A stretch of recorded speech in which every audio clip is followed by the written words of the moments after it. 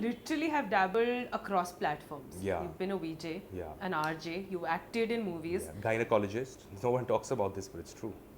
There are many stars. You've been Gymnast.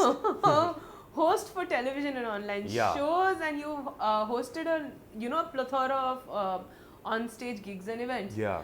How do you manage so much? So first of all, primarily because in all honesty today, unless you're super lucky, you can't just do one thing in the media, which is why everybody is doing everything. So you, and anyway in MTV, the whole network was run by 9 people. There were 9 VJs doing everything. So the training was really fast, and it was brutal, and it was there. Nowadays, I find there's a teleprompter, and there are people to help you out. And those days, they should just give us a mic and say something. And I'm like, I don't know what to. So I was really awkward, man.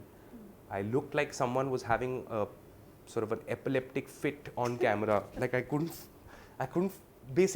balance my head while talking into a mic.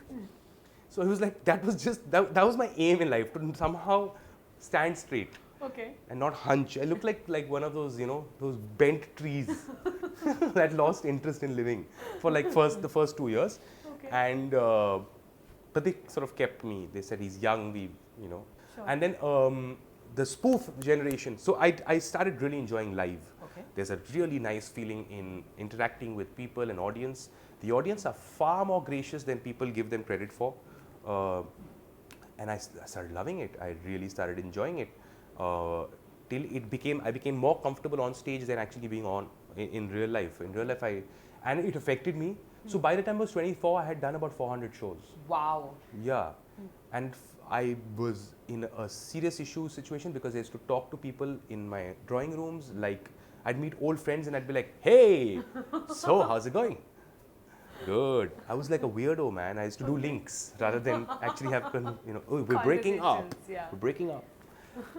So yeah, but I learned a lot really, really fast, and it was primarily just through like a lot of bad, good, weird work. And I think people take a little time to get used to you. And then the spoof time came, and we started doing spoofs. So I think it was also out of pure necessity that it all just started happening. But how come you gravitated more towards comedy?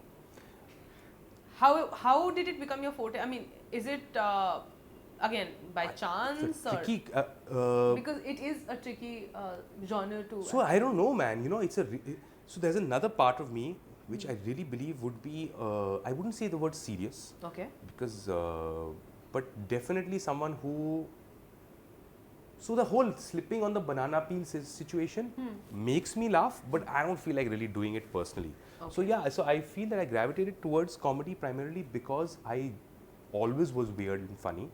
I always found everything trivial. I really have. I mean, I've always found life a little weird. I find it worth living through comedy. Okay. I find every other process exhausting. Okay. It's just like that for me. And I think that in MTV at that point in time also, and India at that point in time, comedy was really getting a boost. Yeah. Hosts were getting a lot of attention. You had a lot of new people coming in. And I think I started enjoying it. And I must say that in those 10 years, MTV was doing very well. And there was a genuine freedom of creativity. So you tell your boss that I want to do a show where I juggle and I bang into a wall, and that's what I do for 4 minutes, and you'll be like, why not? Okay. So it was great. Yeah. And I think I started tilting towards that aspect of my life. And and it just happened. And then I found spoofing, where not being myself and playing a character, very, very interesting. You could say so much more. Every artist in their career has that one indelible moment where they know that, they're here to stay. What was yours? I think Here to Stay happened for me the day there was a show called Fully Faltu, which was where MTV decided, let's take our culture and let's take ads and let's take film stars and let's spoof the life out of them. Okay. And the minute I got into that, I saw a dramatic difference. I mean, suddenly people started reacting to you differently. So basically I realized if I'm not myself, people like me. So I was like, okay, great. Just don't be yourself. You're too confusing. Okay. And that point, I think I realized, all right, I'm here to I'm here to stay. This is something I can do. This is something I really do like. Sure.